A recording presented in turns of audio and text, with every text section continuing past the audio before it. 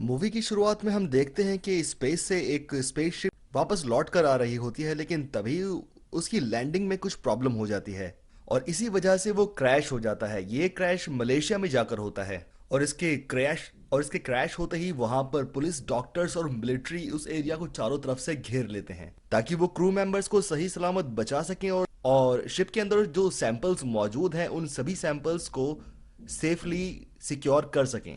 लेकिन बदकिस्मती से उसमें से एक सैंपल उस शिप से बाहर निकल चुका होता है। उस स्पेसशिप का सिर्फ एक ही क्रू मेंबर जिंदा बचता है, जिसको जल्द से एम्बुलेंस के थ्रू हॉस्पिटल में भेजा जाता है। इस क्रू मेंबर को हॉस्पिटल लेकर जा रहे होते हैं, तभी उस क्रू मेंबर के अंदर अजीब सी हरकतें होती हैं और वो एम्बुलेंस के अंदर मौजूद डॉक्टर और ड्राइवर को जान से मार देता है। इसी की वजह से एम्बुलेंस का एक्सीडेंट हो जाता है, लेकिन इस एक्सीडेंट के अंदर वो डॉक्टर जिंदा बच जाती है। लेकिन वो अपने खुद के कंट्रोल में नहीं होती, उसे कोई अजीब सी शक्ति कंट्रोल कर रही होती है। तभी मूवी के दूसरे सीन के अंदर एक सैन फ्रांसिस्को सिटी के अंदर एडी ब्रूक नाम का एक रिपोर्टर दिखाया जाता है, जो क्राइम्स और न्यूज की इन्वेस्टिगेट करके इनको रिपोर्ट किया करता था। एडी अपने ऑफिस पहुंचता है और उसका बॉस उसे एक इंटरव्यू लेने के लिए भेजता है, जो कि लाइफ फाउंडेशन का ऑनर होता है। इंटरव्यू लेने से पहले वो घर जाता है और अपनी गर्लफ्रेंड से मिलता है। वो कुछ कर रही होती है, तभी उसके लैपटॉप से वो कुछ सीक्रेट चीजें चुरा लेता है जो कि लाइफ फाउंडेशन के बारे में ही थी। उसकी गर्लफ्रेंड लाइफ फाउंडेशन के अंदर एक साइंटिस्ट के तौर पर ही जॉब करती थी। इसके बाद वो ड्रेक यानी कि लाइफ फाउंडेशन के ऑनर का इंटरव्यू लेने के लिए जाता है और बातों ही बातों में वो वही सवाल जवाब कर बैठता है जो उसकी गर्लफ्रेंड की रिसर्च में थी। वो उससे कहता है कि तुम्हारी लैब के अंदर कुछ इलीगल एक्सपेरिमेंट्स चल रहे हैं जिनकी वजह से लोगों की जान जा रही है। ये सुनने के बाद ड्रेक को गुस्सा आ जाता है और वो अपनी सिक्योरिटी से एडी को अपनी कंपनी से बाहर निकाल देता है। ये बात एडी के बॉस को भी पता लगती है और उसका बॉस भी उसे जॉब से निकाल देता है। उधर लाइफ फाउंडेशन के अंदर एडी की गर्लफ्रेंड को भी जॉब से निकाल दिया जाता है, क्योंकि ये सीक्रेट इन्फॉर्मेशन उसी के पास से लीक हुई थी और उनको ये बात पता लग चुकी थी। और इन सभी चीजों की वजह से एडी की गर्लफ्रेंड भी उससे ब्रेकअप कर लेती है, क्योंकि एडी ने ही उसकी इंफॉर्मेशन उसके लैपटॉप से चुराई थी, जिसकी वजह से दोनों को अपनी जॉब के रूप में हर्जाना चुकाना पड़ा। तभी हमें दिखाया जाता है कि वो तीनों सैंपल्स जो कि उस स्पेसशिप से रिकवर किए गए थे, वो लाइफ फाउंडेशन के अंदर पहुंचा दिए जाते हैं। दरअसल लाइफ फाउंडेशन एक बायो इंजीनियरिंग कंपनी होती है जो डीएनए के साथ छेड़छाड़ करके उनके ऊपर एक्सपेरिमेंट्स करती है और इसी लैब के अंदर वो स्पेस के अंदर एक नया हैबिटेबल वर्ल्ड ढूंढने की कोशिश कर रहा था ताकि दुनिया को वहां पर बसाया जा सके। फिर अगले सीन के अंदर वही डॉक्टर दिखाई जाती है जो मलेशिया की किसी मार्केट के अंदर जाती है और वहां पर वो तोड़फोड़ करना शुरू कर देती है। उसको देखकर ही लग रहा था कि मानो उसे कोई एलियन शक्ति कंट्रोल कर रही है। तभी वो एक बूढ़ी औरत को पकड़ती है और देखते ही देखते वो अदृश्य शक्ति उस ओल्ड लेडी के अंदर ट्रांसफर हो जाती है। तभी कुछ समय बाद का सीन दिखाया जाता है जहां पर 6 महीने बाद लाइफ फाउंडेशन के अंदर उन्हीं डीएनए के साथ छेड़छाड़ की जा रही होती है और इन्हीं डीएनए को वो एनिमल के साथ ट्रांसफर कर रहे होते हैं। ये ट्रायल देखने के बाद लाइफ फाउंडेशन का ऑनर अपनी साइंटिस्ट से बोलता है कि अब इनको ह्यूमन ट्रायल करना चाहिए। इसके बाद सीन शिफ्ट होता है एडी के ऊपर। एडी जाता है सुपरमार्केट अपनी ग्रोसरीज खरीदने के लिए। वहां पर एक गुंडा भी आ गया है जो ग्रोसरी स्टोर की ऑनर से जबरदस्ती पैसे लेकर के जा रहा है। ये देख करके एडी अपने आप को छुपा लेता है, मानो कि वो हेल्प तो करना चाहता था लेकिन डर की वजह से वो उसकी हेल्प नहीं कर पाता। तभी लाइफ फाउंडेशन के अंदर दिखाया जाता है उन सिम्बियोट्स का ह्यूमन ट्रायल करना शुरू कर देता है, लेकिन जब ही उसको ये बात पता लगती है कि ये सिम्बियोट्स किसी भी बॉडी में जीवित नहीं रह सकते क्योंकि इनकी कंपैटिबिलिटी किसी खास किस्म की बॉडी के साथ ही होगी। एक एक करके उसके सारे होस्ट मर रहे थे, जिससे वो बहुत ही ज्यादा नाराज हो रहा था। तभी उसको ये भी बात पता लगती है कि ये सिम्बियोट्स उस होस्ट के अंदर के सारे इंटरनल ऑर्गन्स भी खा जाते हैं। ये सब चीजें देखने के बाद डॉक्टर डोरा को बहुत अजीब फील होता है और डॉक्टर डोरा एडी से मिलने के लिए चली जाती है और उससे अपनी हेल्प करने के लिए बोलती है, क्योंकि एडी ने ही उसकी कंपनी के मालिक को क्रॉस क्वेश्चन करके उसको मुसीबत में डाल दिया था। लेकिन एडी उसकी कोई भी मदद करने से मना कर देता है, क्योंकि लाइफ फाउंडेशन की वजह से ही उसका ब्रेकअप हुआ और उसकी अच्छी खासी जॉब चली गई।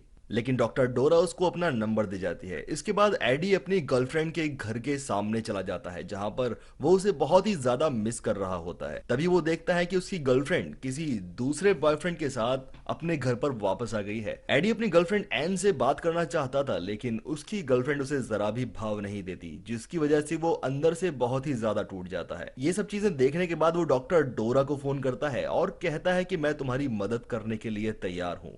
इसके बाद डॉक्टर डोरा और एडी लाइफ फाउंडेशन के अंदर एंट्री कर लेते हैं। वो वहां पर कुछ सबूत ढूंढने के लिए जाते हैं। तभी डॉक्टर डोरा उसे बता दी है कि लाइफ फाउंडेशन ने कुछ स्पेस से ऐसे सैंपल्स कलेक्ट किए हैं जिनके अंदर जान है, और डॉक्टर डोरा ये भी बताती है कि उन्हीं सैंपल्स के साथ उनका एक्सपेरिमेंट ह्यूमंस के ऊपर किया जा रहा है, जिसकी वजह से उनकी दर्दनाक तरीके से मौत हो जाती है। वो तभी बात ही कर रहे होते हैं, तभी वहां पर सिक्योरिटी गार्ड को रूटीन चेक करने के लिए वो लोग आते हुए देखते हैं। ये देखने के बाद डॉक्टर डोरा एडी को एक लैब के अंदर छुपा देती है और कुछ भी चीज ना छेड़ने के लिए बोलती है। दोनों के अलग होने के बाद एडी उस लैब के अंदर कुछ फोटोज क्लिक कर रहा होता है। तभी उसे वहां पर मारिया नजर आती है, जो एक बहुत ही गरीब औरत थी जिसकी एडी हमेशा मदद किया करता था। वो उसे वहां पर देखकर बहुत ज्यादा परेशान हो जाता है। उसको ऐसी हालत में देखने के बाद एडी उसकी हेल्प करने की कोशिश करता है और पास ही रखे फायर एक्सटिंग्विशर से ग्लास तोड़ने की कोशिश करता है। वो इसमें कामयाब हो जाता है। मारिया बाहर निकल आती है और एडी के ऊपर अटैक कर देती है। वो उसका गला दबा रही होती है। तभी उसके अंदर से वो सिम्बियोट निकल करके एडी के अंदर ट्रांसफर हो जाता है और मारिया मर जाती है। तभी वहां पर सिक्योरिटी अलार्म बजना शुरू हो जाता है, जिसको सुनने के बाद सिक्योरिटी गार्ड्स एडी को देख लेते हैं, लेकिन एडी किसी न किसी तरह से वहां से निकलकर चला जाता है और एक पेड़ पर जाकर छुप जाता है। वो किसी तरह से अपने घर पर पहुंचता है और वो देखता है कि उसे बहुत ही ज्यादा भूख लग रही है। वो अपनी भूख किसी भी तरीके से मिटाना चाहता था। खुद को शीशे में देखता है, लेकिन शीशे में उसे एक बहुत ही भयानक राक्षस टाइप का नजर आता है, जिससे वो बहुत ही ज्यादा डर जाता है। उसे बहुत ही अजीबोगरीब अपने दिमाग के अंदर आवाजें सुनाई दे रही थी जिनको वो कंट्रोल नहीं कर पा रहा था, और ये सब चीजें देखने के बाद वो अचानक से बेहोश हो जाता है। जब उसे होश आता है तो वो अपनी गर्लफ्रेंड एन को फोन करने की कोशिश करता है, उससे बात करना चाहता था। वो अपनी गर्लफ्रेंड एन से बात कर रहा होता है, लेकिन उसे तभी बातों बातों में पता लगता है कि वो रेस्टोरेंट में किसी के साथ बैठी हुई है। वो जबरदस्ती वहां पर चला जाता है और बिना किसी की परवाह किए वो एन से बात करता है कि उसने ड्रेक के बारे में कुछ ऐसा जान लिया है जिससे पूरी दुनिया चेंज हो सकती है, लेकिन एन उसके ऊपर यकीन नहीं करती। वो उससे बात ही कर रहा होता है, तभी उसके अंदर मौजूद सिम्बियोट को बहुत तेज भूख लगती है और वो सबके खानों पर टूट पड़ता है। उसकी अजीबोगरीब हरकतें देख करके सब लोग हैरान हो जाते हैं। जो भी उसके रास्ते में कोई भी फूड आ रहा था वो उसी को खा रहा था। उसे बहुत ही ज्यादा गर्मी लगने लग जाती है और एक बड़े से फिश टैंक के अंदर जाकर बैठ जाता है। ये देखकर एन उसके पास आती है और वो अचानक से उस फिश टैंक के अंदर मौजूद केकड़े को ऊपर हमला कर देता है और उसको खाने लग जाता है। ये देखकर सभी लोग हैरत में पड़ जाते हैं। एन के साथ एक आदमी भी था जो एक डॉक्टर था। वो ये सब चीजें देखने के बाद एडी को अपने हॉस्पिटल में ले जाता है और उसका चेकअप कर रहा होता है। वो उसे एमआरआई मशीन के अंदर स्कैन कर रहा होता है, लेकिन तभी उसकी वेव्स की वजह से उस सिम्बियोट को बहुत ज्यादा प्रॉब्लम होती है, जिससे ये देख करके एडी अजीब सी हरकतें करता है और डॉक्टर एमआरआई स्कैन को रोक देता है। वो उसे घर पर भेज देता है और आराम करने के लिए बोलता है। वो घर जाकर आराम करने की सोच रहा होता है, तभी उसके पड़ोस वाले रूम से बहुत तेज फ्रीक्वेंसी में म्यूजिक चल रहा होता है। दरअसल सिम्बियोट को हाई फ्रीक्वेंसी से प्रॉब्लम होने लग जाती है, जिनकी वजह से वो विचलित हो जाते हैं। इसी के बाद वो अपने नेबर के पास जाता है और उससे वॉल्यूम कम करने के लिए बोलता है। वो मना करता है, लेकिन उसके अंदर का सिम्बियोट अचानक से अग्रेसिव हो जाता है और बोलता है कि दोबारा ऐसी हरकत मत करना। ये देखकर उसका पड़ोसी हैरान हो जाता है और अपने घर में शांति से बैठ जाता है। तभी लाइफ फाउंडेशन के ऑनर डॉक्टर ड्रेक को वहां के ब्रेकआउट का पता लग जाता है और डॉक्टर डोरा से वो ये जानना चाहता था कि आखिर उसके साथ में कल रात कौन आया था। डर की वजह से डोरा डॉक्टर ड्रेक को सब कुछ बता देती है और तभी डॉक्टर ड्रेक एक आर्मी को एडी के घर पर भेज देता है ताकि वो अपने सिम्बियोट को वापस ले सके, क्योंकि उसकी लैब से एक सिम्बियोट गायब था। आर्मी एडी के घर पहुंचने ही वाली होती है, लेकिन तभी सिम्बियोट को इस बात का एहसास हो जाता है कि वहां पर कुछ गन्स के साथ आदमी आ गए हैं। वो एडी से रेडी होने के लिए कहता है और जैसे ही दरवाजा तोड़कर आर्मी अंदर आती है, एडी अपने आप को सरेंडर कर देता है, जिसकी वजह से पैरासाइट बौखला जाता है और वो एडी से कहता है कि तुम्हें इनका डटकर मुकाबला करना चाहिए। उनके बीच फाइट स्टार्ट हो जाती है और एडी अपने ऊपर यकीन नहीं कर पाता कि वो एक एक करके सबकी पिटाई कर रहा है। तभी वो मौका पाकर वहां से बाइक लेकर भाग जाता है और इस बात का पता आर्मी को भी चल जाता है, जो उसके पीछे खतरनाक ड्रोन्स भेज देते हैं और कातिल उसके पीछे छोड़ देते हैं ताकि वो किसी ना किसी तरीके से सिम्बियोट को वापस हासिल कर सके। वो वहां से बचकर जा ही रहा होता है लेकिन उसका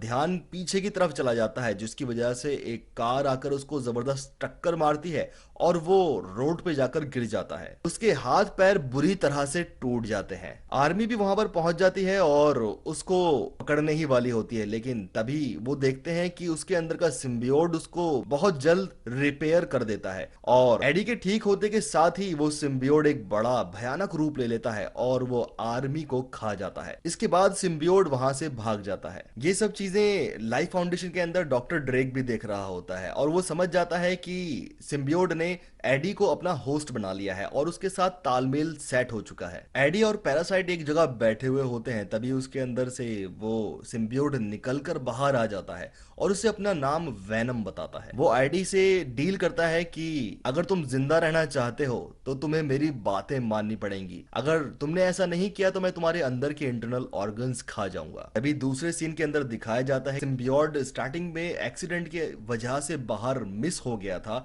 वो लोगों से कांटेक्ट करता हुआ एक दूसरे के अंदर ट्रांसफर होता हुआ मलेशिया से यूनाइटेड स्टेट की तरफ रवाना हो चुका है। इसके बाद दिखाया जाता है कि एन एडी की मेडिकल रिपोर्ट आने के बाद वो उसे फोन करती है और उससे मिलने के लिए बोलती है, लेकिन एडी उसे अपने आप से मिलने के लिए मना करता है क्योंकि उसे ये मालूम चल चुका था कि उसके अंदर एक खतरनाक सिम्बियोट घुस चुका है जो उसके कंट्रोल में नहीं है और अपने सामने आने वाले किसी भी इंसान को वो खा जाता है।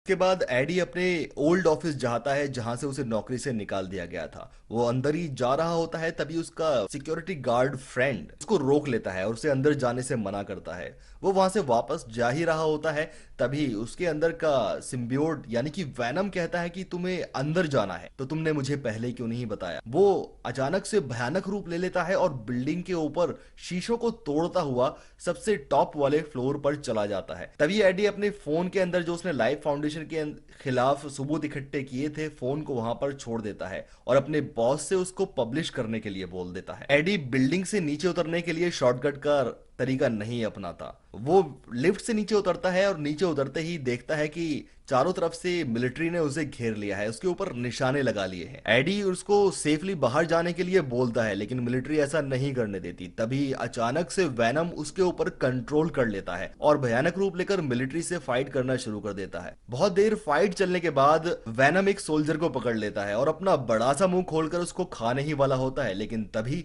वहां पर एन आ जाती है और उसको ऐसा करते हुए देख लेती है। तभी वैनम वहां से चला जाता है और एडी अपने असली रूप में आ जाता है। एडी उसे समझाने की कोशिश करता है कि जैसा तुम देख रही हो वैसा कुछ भी नहीं है, दरअसल एक पैरासाइट ने मुझे अपने अंदर कंट्रोल कर लिया है और मैं चाहकर भी उसको कंट्रोल नहीं कर सकता। इसके बाद एन उसे अपने बॉयफ्रेंड के हॉस्पिटल ले जाती है और वहां पर उसका इलाज करवाने के लिए उसको बोलती है। अभी उसकी रिपोर्ट्स में एडी को पता लगता है कि उसके इंटरनल ऑर्गन्स धीरे धीरे खत्म हो रहे हैं और पूरी तरह से फेल होने वाले हैं। वो उस डॉक्टर से बात ही कर रहा होता है तभी वैनम उसे बोलता है कि मैं तुम्हारे इंटरनल ऑर्गन्स को रिपेयर कर सकता हूं, मैं तुम्हें पूरी तरह से स्वस्थ बना सकता हूं। एडी अपने आप से यानी कि वैनम से बात कर रहा होता है तभी एन एक एमआरआई मशीन को ऑन कर देती है और उसकी फ्रीक्वेंसीज को बढ़ा देती है, जिसकी वजह से वैनम एडी से अलग हो जाता है। एडी उसके ऊपर बहुत ज्यादा गुस्सा होता है और ये बात देखने के बाद वैनम एक वेंट की मदद से वहां से निकल जाता है और एक कुत्ते के अंदर घुस जाता है और उस कुत्ते की मदद से वो एडी को ढूंढ रहा होता है। तभी हमें दिखाया जाता है कि वो छोटी बच्ची डॉक्टर ड्रेक यानी कि लाइफ फाउंडेशन के अंदर पहुंच जाती है। उस बच्ची के अंदर से वो सिम्बियोट निकलता है और ड्रेक के अंदर घुस जाता है। तभी हम देखते हैं कि सिक्योरिटी टीम एडी को हॉस्पिटल में जाकर कैप्चर कर लेती है। वो एडी को पकड़कर वापस लाइफ फाउंडेशन के अंदर ले आते हैं और डॉक्टर ड्रेक उससे बात कर रहा होता है। तभी उसे पता लगता है कि डॉक्टर ड्रेक के अंदर भी एक सिम्बियोट घुस चुका है जो बहुत ही ज्यादा खतरनाक है और इसका नाम राइट था। राइट एडी से वेनम की लोकेशन जानना चाहता था लेकिन एडी को इसके बारे में कुछ भी पता ही नहीं था, जिसकी वजह से राइट यानी कि डॉक्टर ड्रेक उसको जान से मारने के लिए छोड़ देते हैं। उसके सिक्योरिटी गार्ड्स यानी कि उसकी आर्मी उसे एक जंगल में ले जाकर के जान से मारने की कोशिश करने ही वाले होते हैं कि तभी वो देखता है कि उसकी गर्लफ्रेंड एन वहां पर आ गई है और उस डॉग के अंदर से वो सिम्बियोट निकलकर एन के अंदर ट्रांसफर हो चुका था और वो फिर एडी को जान से मरने से बचा लेता है। तभी वो सिम्बियोट एन के अंदर से निकलकर एडी के अंदर चला जाता है। तभी वो सिम्बियोट एन से बात कर रहा होता है और वो कहता है कि उसे ये दुनिया पसंद आने लगी है, वो यहीं पर एडी के साथ ही रहना चाहता है, वो वापस नहीं जाना चाहता और इसी वजह से वो लाइफ फाउंडेशन के अंदर वापस नहीं जाएगा। तभी उसको पता लगता है कि राइट यहाँ पर आ चुका है और वो इस दुनिया को खत्म करना चाहता है। ये बात सुनने के बाद वैनम एक विशालकाय रूप ले लेता है और फौरन से लाइफ फाउंडेशन की तरफ चला जाता है। वहां पर राइट वापस उसी प्लेनेट पे जाना चाहता था जहां पर उसी के जैसे लोग थे और उनको वापस लाकर इस दुनिया के ऊपर कब्जा करना चाहता था। इसके बाद डॉक्टर ड्रेक उस स्पेसशिप को एक्टिवेट कर देता है, उसका काउंटडाउन शुरू कर देता है और ये देखने के बाद उन्हीं का एक साइंटिस्ट समझ जाता है कि उसके साथ कुछ ना कुछ प्रॉब्लम जरूर है। वो उसके खिलाफ जाने ही वाला होता है, लेकिन तभी राइट अपना विशालकाय रूप ले लेता है और वहां पर मौजूद सारे डॉक्टर्स और साइंटिस्ट को खत्म कर डालता है। इधर स्पेसशिप का काउंटडाउन स्टार्ट हो चुका था और राइट उसकी तरफ जाने लग गया था। राइट स्पेसशिप की तरफ जा ही रहा होता है, तभी वैनम उसे आकर के रास्ते में रोक लेता है, उसके ऊपर अटैक कर देता है। लेकिन वैनम राइट के सामने थोड़ा फीका पड़ जाता है क्योंकि राइट एक बहुत ही खतरनाक योद्धा था और कमजोर होने की वजह से राइट वैनम को अपने अंदर एब्जॉर्व करने लग जाता है। ये चीज एन एक स्क्रीन पर देख रही होती है और वो समझ जाती है कि उसे क्या करना है। तभी वो हाई फ्रीक्वेंसी वेव्स को एक्टिवेट कर देती है जिसकी वजह से वैनम, डॉक्टर ड्रेक, राइट और एडी अपने अपने होस्ट से अलग अलग हो जाते हैं। एडी उस लाइफ फाउंडेशन के बारे में बहुत कुछ जान चुका था जिसकी वजह से एडी डॉक्टर ड्रेक के ऊपर हमला करता है, लेकिन मौका पाते ही राइट एडी के अंदर दोबारा से घुस जाता है और एडी को जबरदस्त तरीके से मार डालता है। इसके बाद एडी और राइट उस स्पेसशिप की तरफ चले जाते हैं जो कि लॉन्च होने ही वाली थी और जमीन पर एडी बेहोश पड़ा हुआ था। वहां पर हम देखते हैं कि तभी वहां पर वैनम इसी तरह से वापस एडी के पास पहुंच जाता है और उसको हील कर देता है। वैनम उस स्पेसशिप की तरफ जाने लग जाता है और उस स्पेसशिप को डिस्ट्रॉय कर देता है जिसकी वजह से वैनम और राइट, डॉक्टर ड्रेक और एडी बहुत बुरी तरह से इंजर्ड हो जाते हैं। इसके अंदर डॉक्टर ड्रेक और राइट मर जाते हैं और वैनम भी बहुत बुरी तरह से घायल हो जाता है। दरअसल उस स्पेसशिप के अंदर जबरदस्त धमाका होता है जिसकी वजह से एडी की जान बचाने के लिए वैनम उसको सेव करता है और खुद घायल हो जाता है। इसी के साथ साथ वो एडी को गुड बाय भी बोलता है। इसके बाद हमें दिखाया जाता है कि एडी अपनी गर्लफ्रेंड से बात कर रहा होता है जहां पर वो दोनों वैनम के बारे में बात कर रहे होते हैं। तभी एडी को वैनम की आवाजें आ रही होती हैं। तभी वहां पर हमें पता लगता है कि वैनम उसके हाथ के जरिए उसकी बॉडी के अंदर ब्लास्ट के बाद घुस गया था और ये बात एडी एन को नहीं बताता है। तभी वो उसी डिपार्टमेंटल स्टोर के अंदर जाता है जहां पर वो आदमी उस लेडी से फिरौती लेने के लिए आता था। वो कुछ सामान खरीद ही रहा होता है, तभी वही आदमी उस औरत को फिर से गन दिखाकर परेशान करने लग जाता है। ये देखने के बाद एडी को कंट्रोल नहीं होता और वैनम उसके अंदर समा जाता है। वैनम उस आदमी को पकड़कर अपने अंदर खा जाता है जिसको वो लेडी बहुत हैरानी के तरीके से देख रही होती है। वो लेडी एडी से पूछती है कि आखिर तुम कौन हो। वो कहता है कि हम वैनम है और मूवी यहीं पर खत्म हो जाती है। दोस्तों नेक्स्ट मूवी आप कौन सी देखना चाहते हैं कमेंट करके जरूर बताइएगा। मिलते हैं नेक्स्ट वीडियो में, तब तक के लिए टेक केयर।